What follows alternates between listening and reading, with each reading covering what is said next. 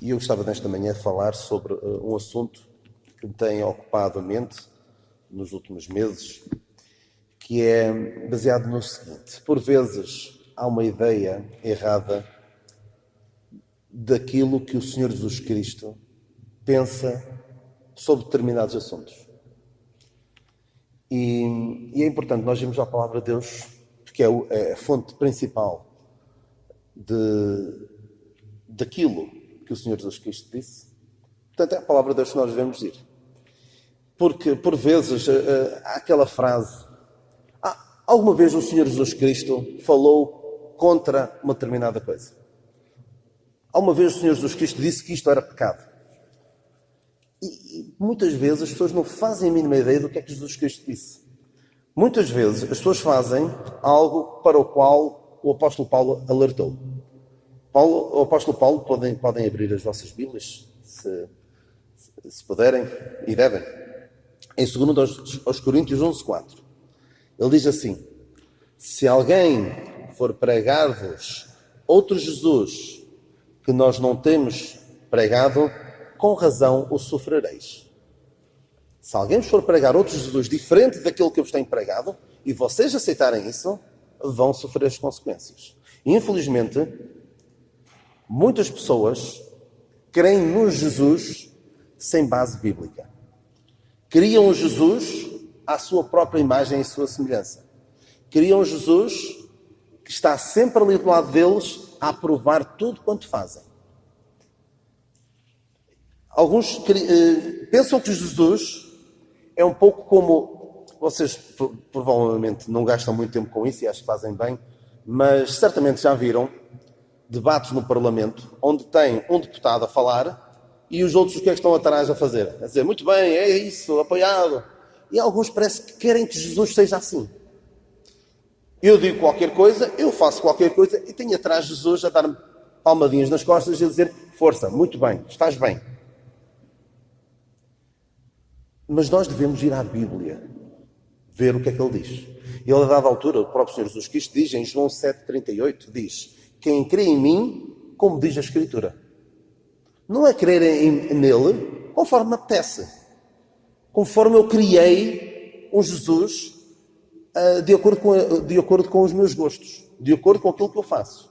E mesmo ele, a dada altura, quando um doutor da lei lhe pergunta sobre o que é que ele pode fazer para lhe dar a vida eterna, o que é que ele responde? Que está escrito na lei. Como lês? E nós devemos ser bíblicos, devemos ir à Palavra de Deus, ver o que é que ela diz sobre os assuntos que são essenciais para as nossas vidas. Porque se nós se realmente queremos no Senhor Jesus Cristo para a salvação, devemos também querer nele para nos orientar como nos devemos conduzir neste mundo. Mas é quase ridículo, é ridículo mesmo. Pessoas que, pela forma como vivem as suas vidas, percebe-se perfeitamente que não sabem nada da Bíblia. Não conhecem a Palavra de Deus. Conhecem umas coisas muito vagas. Alguns, como eu irei falar daqui a bocadinho, conhecem metade de um versículo. Metade de um versículo. Descontextualizado. E fazem toda a sua teologia à volta daquilo. E até são palavras do Senhor Jesus Cristo, que é aquelas duas palavrinhas que muita gente gosta: não julgues. Adoram aquela passagem. São palavras do Senhor Jesus Cristo. E formam toda a sua teologia, toda a sua forma de viver com base naquela passagem descontextualizada daquelas palavras do Senhor Jesus Cristo. Então há pessoas que... Eu vou dar-vos só um exemplo de uma mulher nos Estados Unidos, que é filha do Bill Clinton e da Hillary Clinton. Certamente conhecerão o ex-presidente dos Estados Unidos e a ex-candidata a presidente dos Estados Unidos. Elas têm uma filha, que é a Chelsea Clinton. E há uns 2 anos estava muito em voga um tema que também está agora outra vez novamente nos Estados Unidos, que é a questão do aborto. E agora há uma lei no estado do Texas que, não sei se falaram aqui nas notícias em Portugal, mas lá é visto como um retrocesso civilizacional, é voltar aos tempos medievais, praticamente, uma lei muito restritiva em relação ao aborto. Não sei se sabem, mas nos Estados Unidos pode-se abortar em qualquer estado sem questões, por qualquer motivo mesmo, a partir de um certo número de semanas.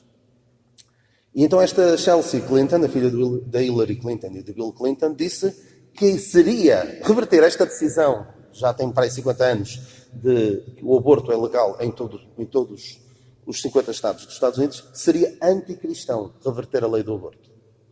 Esta decisão inacreditável, anticientífica do aborto, seria anticristão.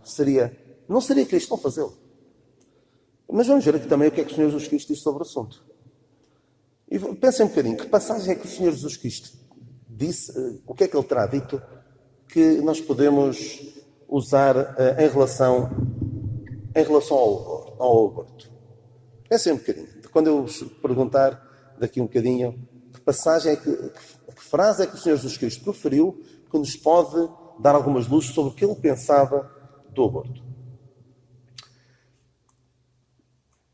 Algumas pessoas gostam de dizer, como eu vos disse, Jesus nunca falou contra isto. Porque é que estás a querer impor uma coisa que o próprio Senhor Jesus Cristo nunca falou? Mas reparem numa coisa muito importante. O apóstolo Paulo, em 1 Coríntios 14:37, ele diz: as coisas que vos escrevo são ideias da minha cabeça? São mandamentos do Senhor.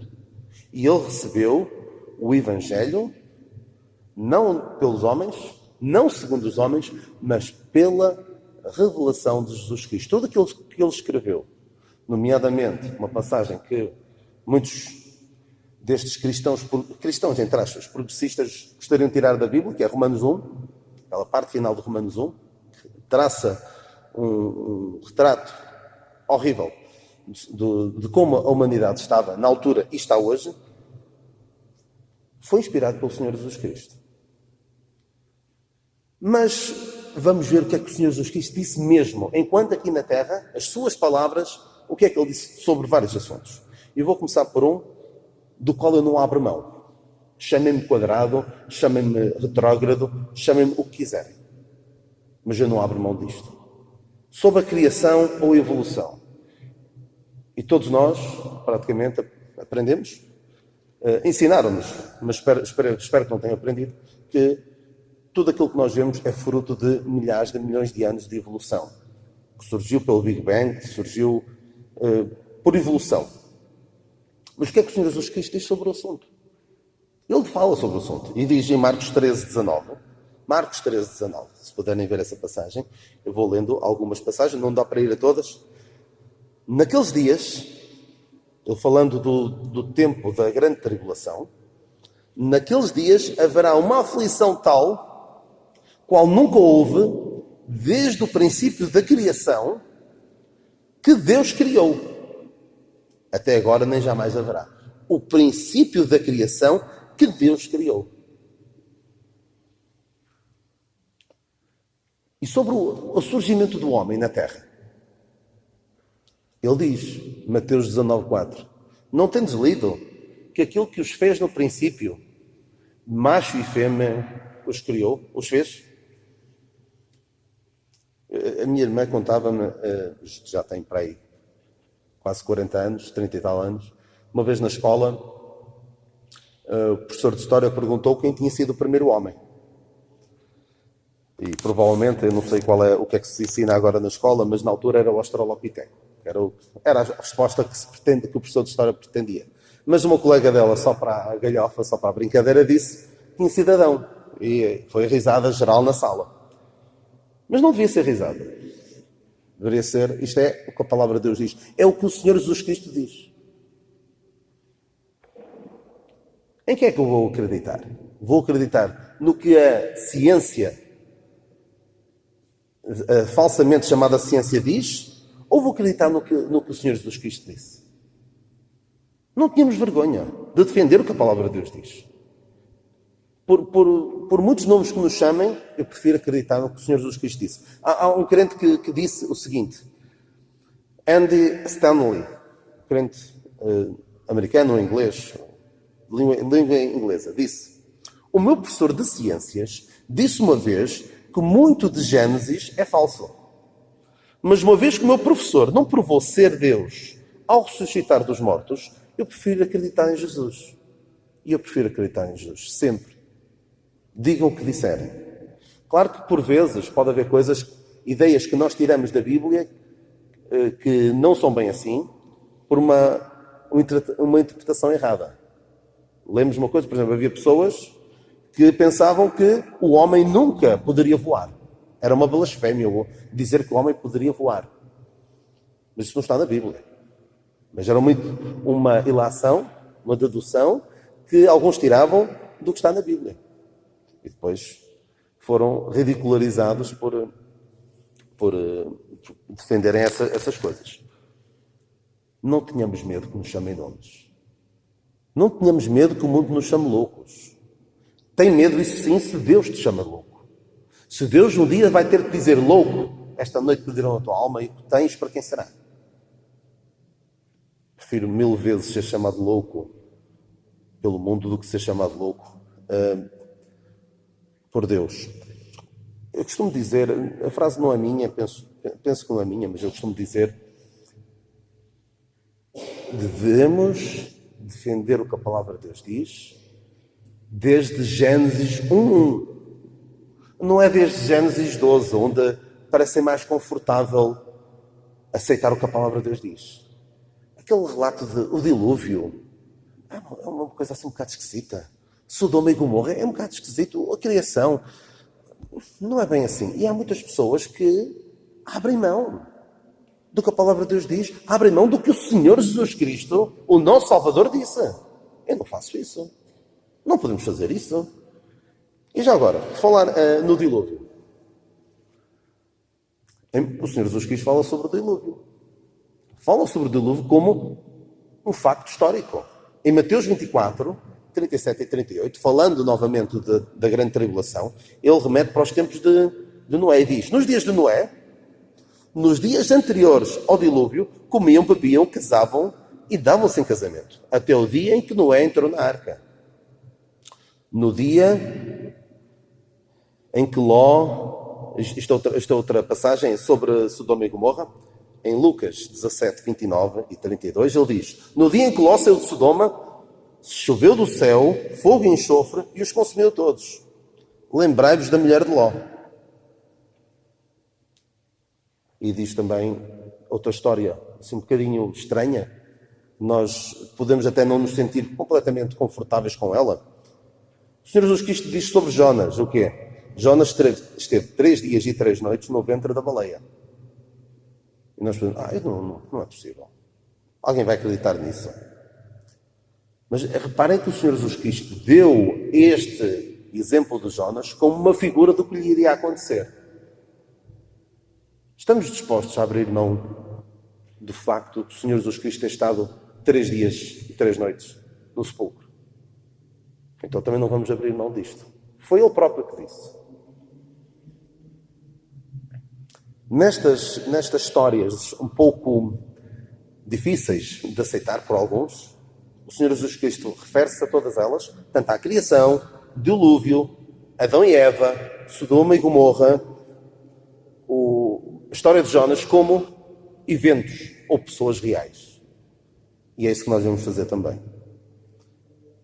Então o Senhor Jesus Cristo diz isto: das 3, uma. Ou ele era um louco, ou ele era um mentiroso, ou ele é o Senhor. Isto é o chamado trilema de C.S. Lewis, um crente que dizia isto: podeis chamar Jesus de louco, ele não sabia o que estava a dizer. Podeis chamá-lo de mentiroso, ele sabia que estava a mentir quando disse o que disse. Ou então chamem-no de Senhor. Ninguém pode dizer: Jesus, ele era um grande mestre. Mas aquilo que ele disse não é bem assim. Não podemos, não há meio termo. Ou ele é Senhor, ou é um louco, ou um mentiroso. E eu inclino-me, diria mais, não é só inclinar-me, eu defendo sem reservas que ele é o Senhor. E o que ele diz é para eu acreditar. Ele fala, alguns dizem, Jesus Cristo nunca falou nada contra a homossexualidade. E muitos, até pegando na Bíblia, querem defender isso. Esquecendo-se que foi ele que inspirou Paulo a escrever Romanos 1. Esquecendo que o próprio Senhor Jesus Cristo, não dizendo, olhem, a homossexualidade é pecado. Não diz isto nunca. Mas também nunca diz, eu sou Deus. Nunca diz literalmente, eu sou Deus. E nós não pomos isso em causa. Então, o que é que ele diz? Já li esta passagem há um bocadinho. Em Mateus 19, 4 e 5, uma passagem muito, muito importante. Mateus 19, 4 e 5, diz assim: não tendes lido que aquele que os fez no princípio, macho e fêmea os fez. Esta passagem também vai ser importante aqui um bocadinho. Portanto, deixará o homem, seu pai e sua mãe, e se unirá à sua mulher, e serão os dois numa só carne. Há aqui o Senhor Jesus Cristo a contemplar a possibilidade de dois homens serem uma só carne, de duas mulheres serem uma só carne. E já existia na altura. Já existia nos tempos de Sodoma e Gomorra, e até antes, provavelmente. Por acaso não saberem, a palavra sodomia, que é um sinónimo de homossexualidade, vem da palavra Sodoma. Já existia há muito tempo. Então, porquê que o Senhor Jesus Cristo, que é o exemplo máximo, segundo alguns, da tolerância e do não julgar, do amar as pessoas independentemente de como elas são, ele não iria aceitar isso? É assim, o Senhor Jesus Cristo nunca disse para haver uma atualização da Bíblia. Uma atualização dos princípios bíblicos. Aliás, até diz o contrário. Há daquilo que acrescentar alguma coisa, não é? Então vamos nós dizer, isto tem de ser atualizado. A Bíblia tem de ser atualizada porque não está adequada aos tempos de hoje. Deixará o seu pai, o homem seu pai e sua mãe, ensinará a sua mulher. E são os dois uma só carne. A relação de casamento restrito a um homem e a uma mulher é evidente à luz da palavra de Deus. É evidente à luz desta passagem. Palavras do Senhor Jesus Cristo. Alguns, sobre a questão da transexualidade, isto tem crescido o número de pessoas que se identificam como transexuais, como estão no corpo errado. Têm corpo de mulher, mas consideram-se homens ou vice-versa. E muitas vezes isto a esmagadora maioria das vezes tem um efeito de contágio. Por exemplo, uma rapariga identifica-se dessa forma e depois as amigas vão atrás. Muito, tem havido muito. E devemos ser compreensivos para com essas pessoas, não é gozar com elas. Quando tenho a oportunidade de falar sobre isto, eu digo, a última coisa que uma pessoa que pensa que amputar órgãos saudáveis do seu corpo é resposta à situação pela qual estão a passar, a pior coisa que eu posso fazer é gozar com ela, tratá-la mal. Devo tratá-la com amor. Mas não é dizer que tu estás bem. É procurar ajudar. Procurar perceber o que é que levou àquilo. Só que o mundo o que é que faz? Tens um problema, dá uma solução rápida. Tens um filho que não queres ter? Aborta, força.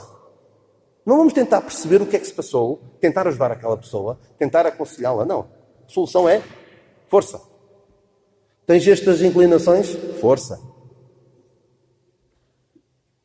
E tenho visto alguns exemplos de... Não é que seja tudo assim, atenção. Não é todos os casos. Mas vi há uns tempos excertos de um documentário sobre crianças.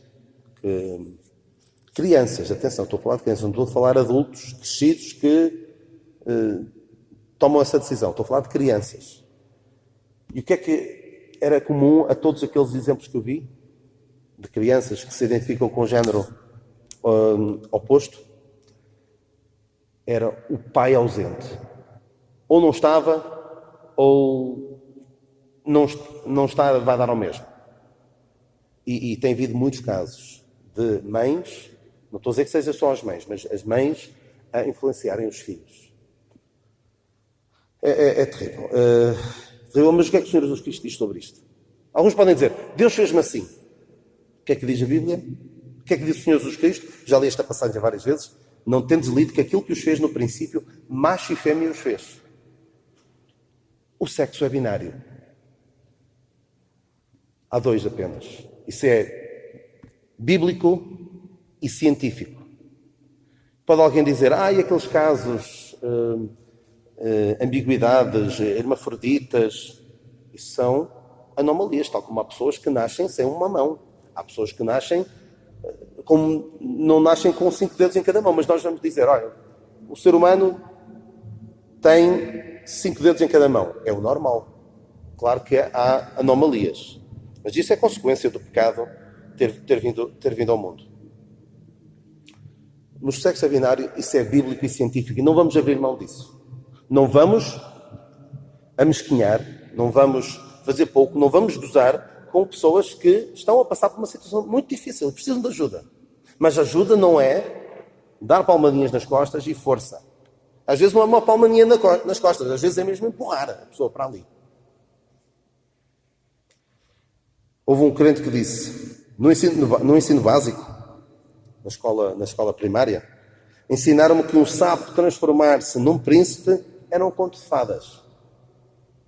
Quando cheguei à universidade, ensinaram-me que um sapo transformar-se num príncipe era algo real. O que é que ele quer dizer com isto? Aquilo que eu também já tenho dito algumas vezes. Eu há 10 anos chegar aqui e dizer-vos, um homem não é mulher. Ou uma mulher não pode ser homem. Vocês dizem, mas o que é que estás para aí a dizer? Isso é óbvio.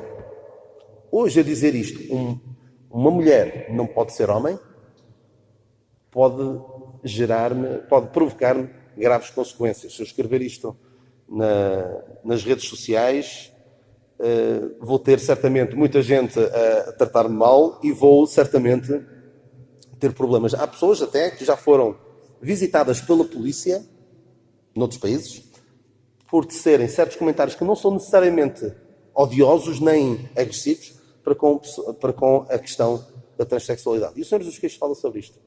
Macho e fêmea. Não dá aqui outras hipóteses. Também a questão do casamento. Alguns dizem, não é um papel que vai fazer a diferença. É? E já ouvi isto, até no meio cristão, no meio evangélico. E aceito. O que é que o Senhor Jesus Cristo diz? Portanto, deixará o homem, seu pai e sua mãe, se unirá à sua mulher, e são os dois numa só carne. Pode alguém dizer, não há aqui nenhuma cerimónia. Mas há sempre, se nós vimos o casamento, se nós virmos ao longo da palavra de Deus, o casamento tem sempre uma figura de autoridade a dar a sua bênção ao casamento, o pai e a mãe. Temos um ato público, não é às escondidas, como infelizmente muitos fazem, juntam-se e vão vivendo juntos às escondidas, à socapa. E eu pergunto, isso é por acaso figura da relação entre Cristo e a Igreja? O apóstolo Paulo fala da relação entre homem e mulher, fala do casamento, como uma figura da relação entre Cristo e a Igreja. Um ajuntamento, algo que é feito sem passar cartão a ninguém, sem obedecer às autoridades, é, por acaso, um exemplo, um reflexo da relação entre Cristo e a Igreja. Não vejo isso. O que é que o Senhor Jesus Cristo disse à mulher samaritana quando estava a falar com ela? Vai, chama o teu marido, e ela diz o quê? Não tenho marido. Ele diz, disseste bem, porque tiveste 5 maridos e o que tens agora não é teu marido. Ele deixa bem claro que lá porque estás a viver com ele, não é por isso que vai ser teu marido. Não é mera coabitação que vai equivaler a casamento.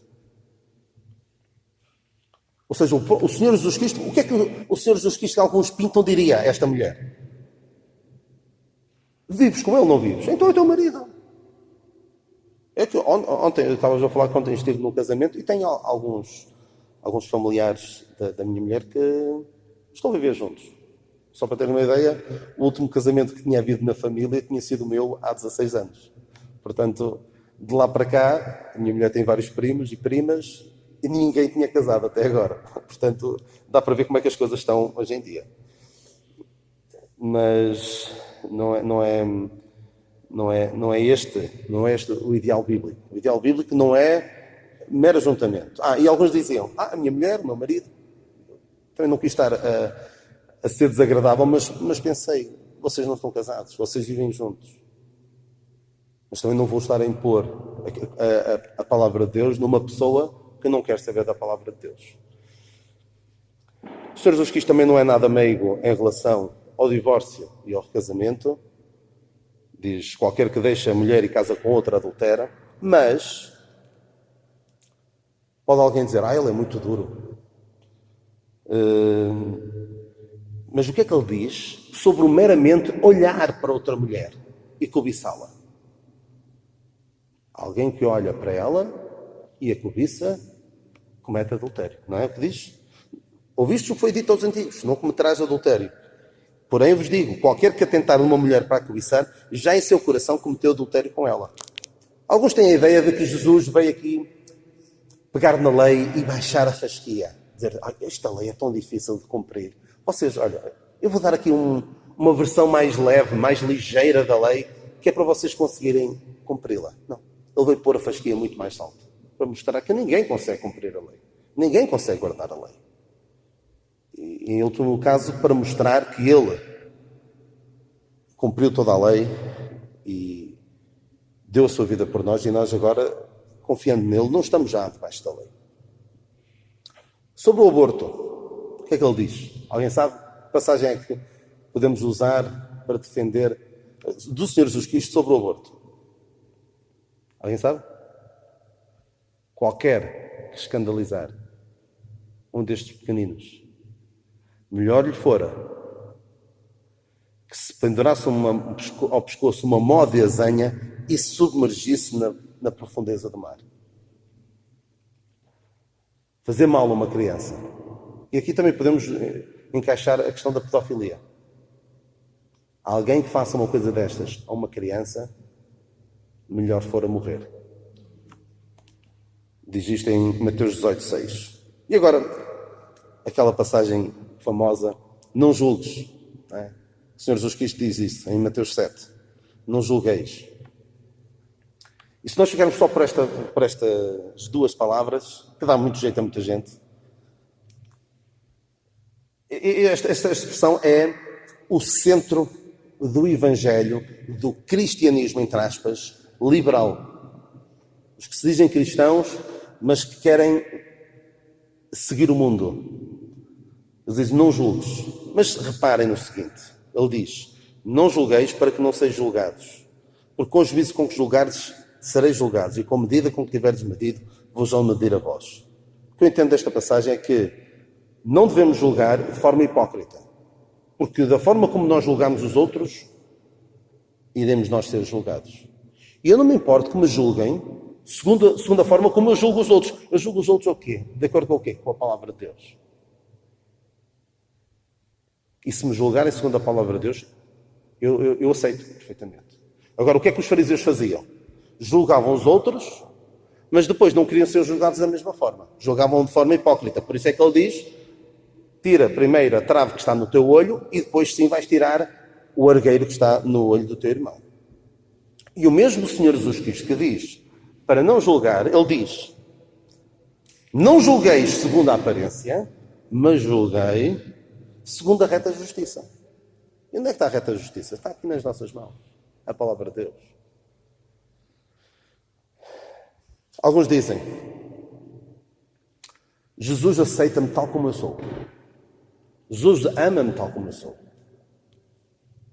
E alguns gostam até de pegar naquela passagem da mulher adúltera, que é o caso único.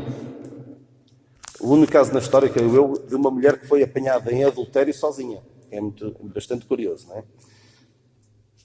E alguns dizem: aquele que dentre vós esteja sem pecado, seja o primeiro que atire pedra contra ela. Alguns gostam de pegar nisto, estás sem pecado? Para atirar a primeira pedra. E alguns também gostam de pegar naquela passagem que o Senhor Jesus Cristo diz: nem eu também te condeno. Disse isto à mulher adulta. Foi esta atitude para com ela. Primeiro de criticar, lá está, criticar os fariseus hipócritas que julgavam aquela mulher e não se julgavam a si mesmos. Ele diz: eu não te condeno. Mas alguns esquecem-se do que é que o Senhor Jesus Cristo disse mais. Disse mais uma coisa muito importante a esta mulher. O que é que ele disse? Vai-te e não peques mais. Alguns esquecem-se disto. Convenientemente esquecem-se disto. O Senhor Jesus Cristo o que é que faz às pessoas? Quer salvá-las. E quer que elas não pequem mais. O cristianismo liberal, não, o Senhor Jesus Cristo dizia: vai e não peques mais. O cristianismo liberal, que muitos abraçam, pegam na Bíblia muito pouco, pegam numas ideias, neste Jesus que ama, neste Jesus que tolera tudo, neste Jesus que nos ama incondicionalmente e nos deixa fazer aquilo que nós queremos. Este tal cristianismo liberal diz: vem, podes continuar a pecar, nós aceitamos-te. Continuas a pecar, mas nós aceitamos-te na mesma. Por isso, muito cuidado com a forma como, muito cuidado com o Jesus no qual nós queremos. Alguns até entrando aqui em algumas questões mais políticas, talvez, ou sociais, sobre as autoridades dos impostos. Alguns querem revoltar-se contra as autoridades.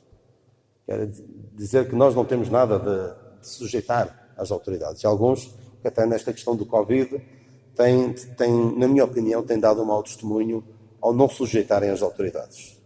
Mas o Senhor Jesus Cristo disse sobre o tributo, disse a Pedro, para não escandalizar ninguém, vai e paga o tributo.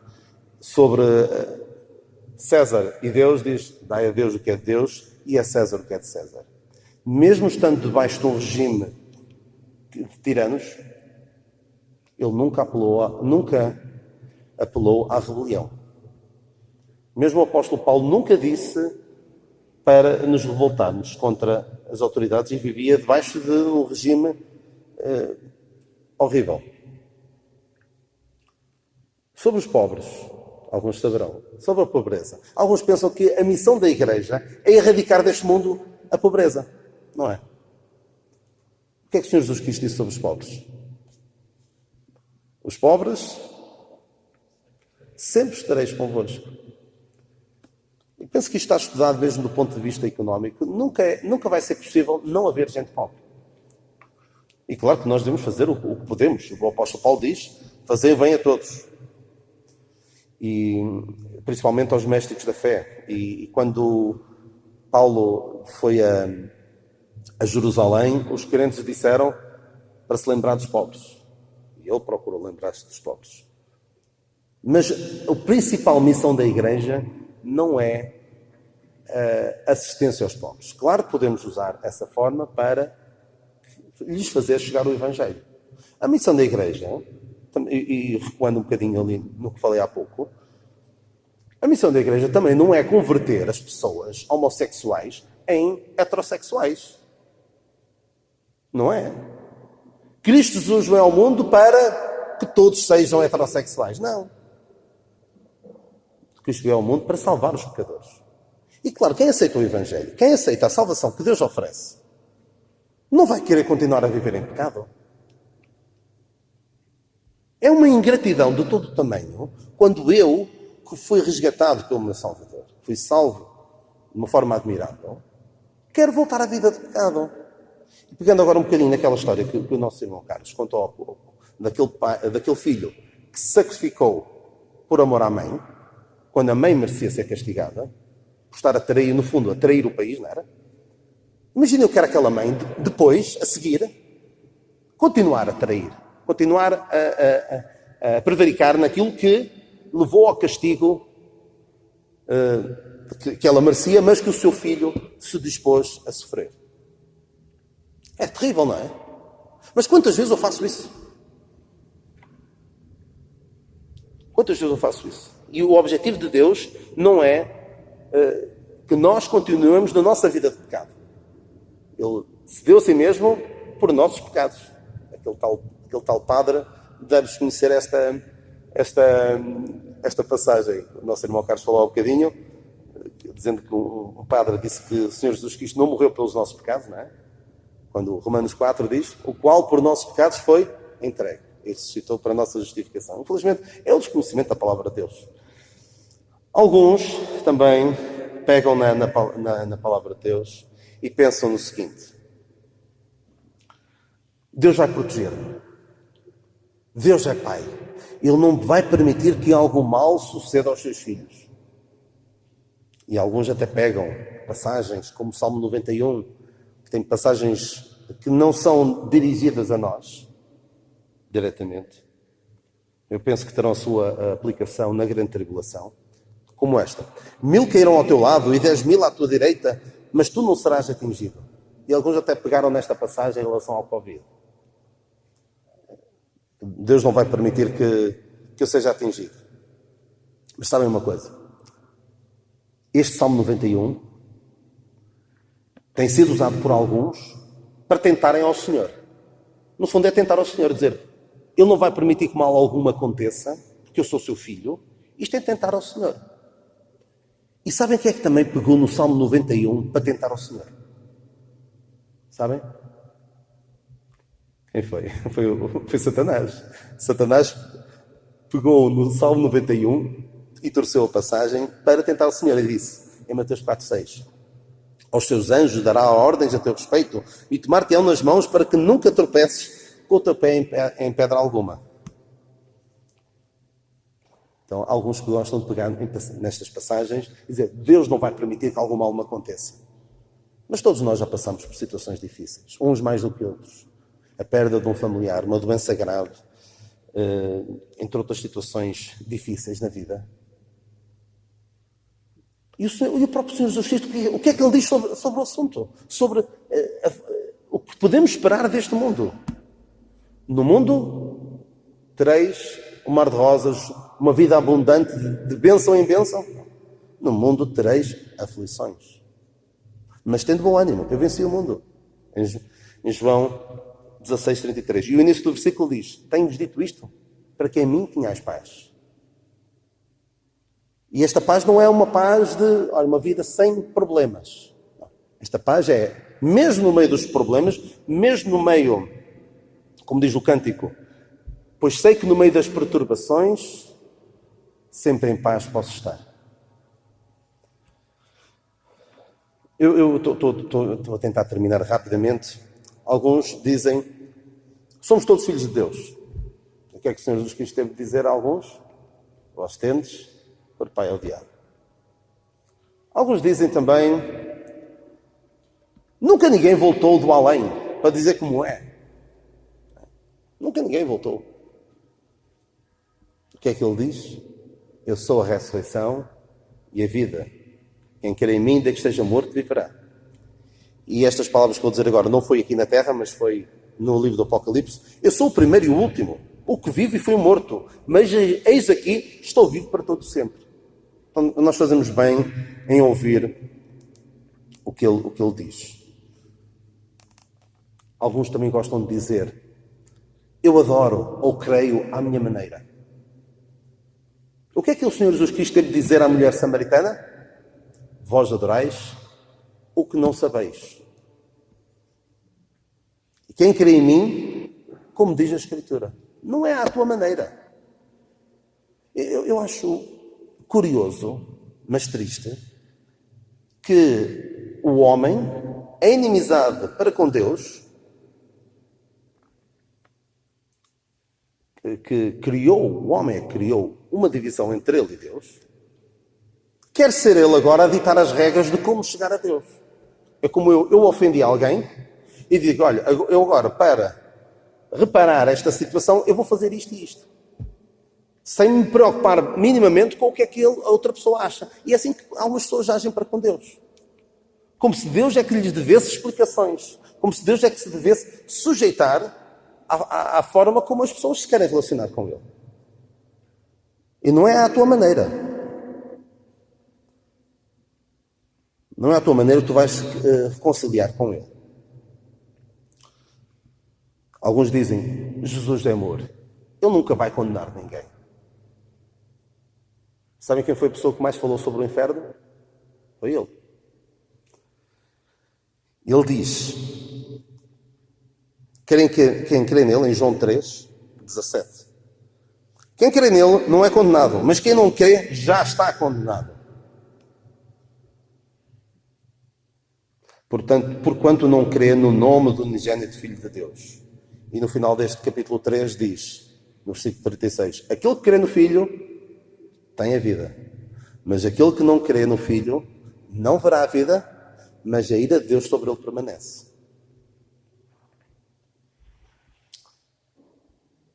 E alguns também dizem, ele é um meio para chegar a Deus. É uma forma de chegarmos a Deus. O que é que ele disse? E como eu disse há pouco, das duas uma, ou queremos nele, ou tratamos, ou nem vale a pena perder tempo com ele.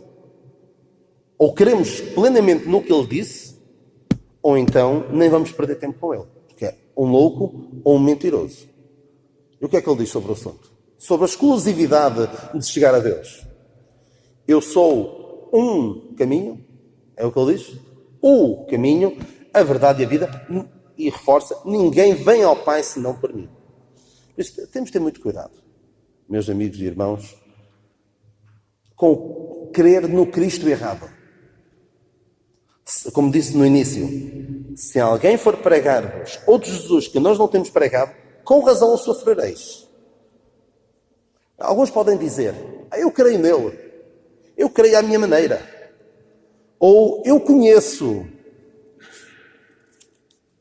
Vocês adoram a vossa maneira e nós adoramos à nossa maneira. Mas sabe uma coisa? O que é importante não é nós dizermos que o conhecemos. O que é importante é que Ele nos conheça a nós. Eu vou dar só aqui uma pequena analogia. Imagina que eu conheço pessoalmente o Presidente da República. E um dia chego lá ao Palácio de Belém e digo, olha, eu sou amigo do Marcelo e queria falar com ele. Mas você tem audiência marcada? Não tenho, mas eu conheço. Eu conheço. Desculpe lá, mas não pode entrar. Isto não é assim. Há 10 milhões de portugueses, todos eles conhecem o Presidente da República e podem até tratá-lo por Marcelo, mas não vão entrar assim aqui. Mas imaginem que ali no jardim estava a passear o Presidente da República e olhava e via uma pessoa ali à porta, no portão do Palácio de Belém e reconhecia-me. Dizia, Daniel, olha, então, estás bem? Deixa entrar, que conheço. Eu conheço. Isto faz toda a diferença. Porque muita gente diz que conhece o Senhor. Mas não vale nada se Ele não nos conhecer. E vou terminar com duas passagens em Mateus 7, 23. Vamos abrir esta passagem. Desculpa lá, havia tantas passagens, se nós fôssemos aí a cada uma delas, acabávamos às 11. Não, 11 e 5. Acabávamos mais tarde ainda. O que é que ele diz em Mateus 7, 23? Nunca vos conheci, apartai-vos de mim. Estas são as palavras mais tenebrosas que alguma pessoa poderá ouvir. Muitas pessoas, e nesta passagem nós vemos que eles dizem que fizeram coisas em nome dele. Ele diz, nunca vos conheci. Mesmo pessoas que diziam que queriam, que o conheciam. Mas as palavras mais extraordinárias que podemos ouvir, claro que é no contexto do reino, em Mateus 25, 34. Ele vai dizer a alguns, vinde, benditos do meu Pai. E o que é importante é nós conhecermos o Cristo certo. Conhecermos o Cristo certo. E fundamental é que Ele nos conheça. Tu podes dizer que conheces o Senhor. Mas será que Ele te conhece? Como sendo seu? O Senhor conhece os que são seus. Mas qualquer que prefere o nome de Cristo, a parte da iniquidade. Também é uma passagem bastante interessante, não é? Alguns dizem, Deus conhece os que são seus, mas depois, alguns que vivem uma vida dissolutamente. E isso pode ser indício de que, se calhar, essas pessoas não são conhecidas de Deus. Então, que cada um de nós conheça o Senhor Jesus Cristo, o Cristo certo, e que seja, acima de tudo, conhecido de Deus. Que o Senhor nos abençoe.